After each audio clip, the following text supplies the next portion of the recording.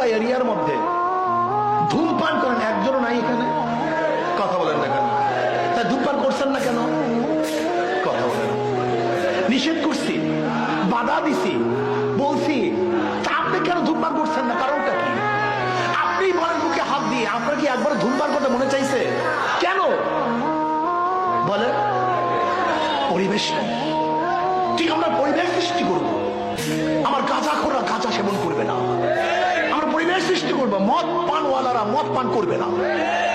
আমরা পরিবেশ সৃষ্টি করবো, যারা ঘুষখোর, ভয় পায় ইসলামকে। আমার ঘুষের অবস্থাটা কি? কোনো টেনশন নাই আপনার।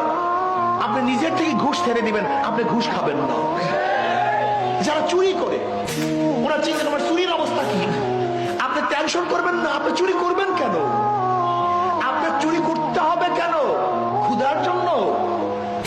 যদি বাংলাদেশের ইসলামিক কান্ট্রি কোন একজন গরিব ক্ষুধার্ত অবস্থায় থাকে, তাহলে সেই অবস্থায় ওই প্রেসিডেন্ট সাহেব, প্রাইম মিনিস্টার সাহেব পেট ভরে খানা খেতে পারে না। ইসলামী নিয়ম।